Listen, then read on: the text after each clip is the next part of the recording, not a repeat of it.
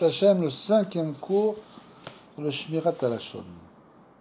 Il est interdit de raconter qu'une personne possède un défaut de caractère et de dire par exemple qu'elle est coléreuse, critique, avare, arrogante. Dire que quelqu'un a un mauvais caractère est catégoriquement interdit puisque c'est un commandement péjoratif. Bien sûr, on va l'expliquer ce que c'est péjoratif, c'est-à-dire que chacun le voit à sa manière, voit le monde à sa manière, naturellement.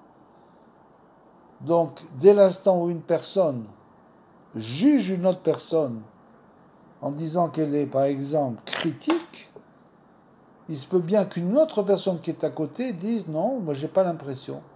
Donc, étant donné que c'est quelque chose de totalement péjoratif, c'est totalement interdit. Dire que quelqu'un a un caractère moyen, par exemple, qui ne ferme pas les yeux sur le mal qu'on lui fait, n'est pas diffamatoire. C'est-à-dire une personne moyenne, bien sûr, qui répond au mal qu'on lui fait, etc. Donc,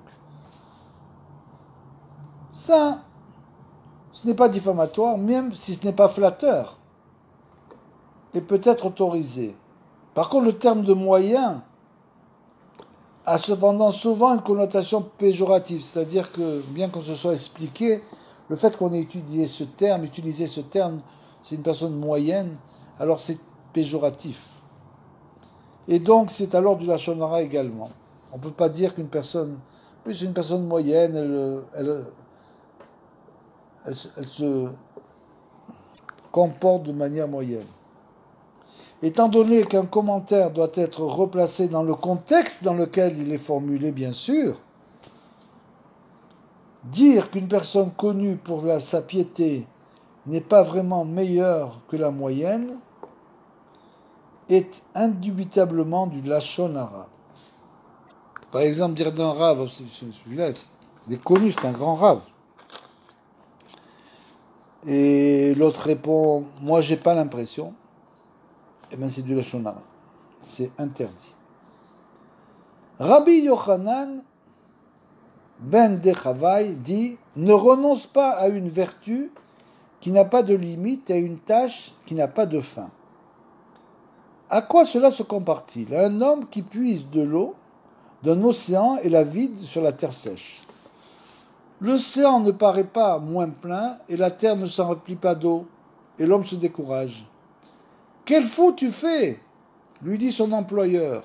« Pourquoi te décourager? Ne reçoit-il pas chaque jour une pièce d'or pour ta besogne ?» Donc, ce sont les avots de Rabbi Nathan. La vertu évoquée ici par nos sages, c'est la Shmirat Halashon. C'est l'image dans cette histoire. Le mauvais penchant, pour nous inciter à renoncer à cette qualité, utilise l'argument suivant. Que gagneras-tu à étudier les lois du langage et le moussar à ce sujet? Tu te crois réellement capable de garder ta langue toute ta vie? Essaye donc d'éviter le lachon hara un jour ou deux et tu verras que tu vas retomber dedans. Penses-tu vraiment que tu pourras éviter tous les propos interdits? À ce moment-là, tu te dis, mais je ne vais plus rien dire, ça y est, je m'arrêtais de parler. Toi qui es si sociable et entretiens de bonnes relations avec tant de gens, et bien sûr c'est comme ça que les gens arrivent à décourager les autres qui veulent justement avancer. Donc il ne faut pas écouter ce qu'on nous raconte. Il ne faut pas chercher à avoir des miracles dans notre vie. Il faut simplement vouloir faire ce qui est écrit dans la halakha. Il faut vouloir dire ce qui est écrit dans la halakha, c'est très important, parce qu'on l'a dit, le lachon hara, c'est la base de toutes les avérotes. Et donc, cette même personne qui continue et qui dit « À quoi bon essayer d'acquérir cette vertu? C'est tout simplement impossible. Garder sa langue demande une vigilance constante. Ces lois se dressent continuellement devant soi, tout au long du jour, tous les jours de sa vie.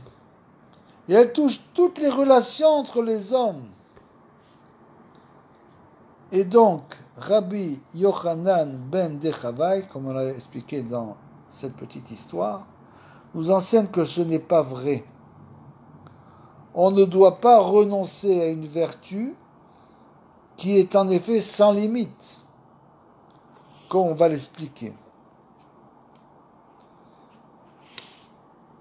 C'est-à-dire, c'est pour ça que le Chefetz Chaim nous dit qu'il faut étudier tous les jours un petit moment, une halakha de la Lashon Hara, et les réétudier encore et encore, jusqu'à ce que nous soyons vraiment spécialistes dans les lois de la Lashon Hara.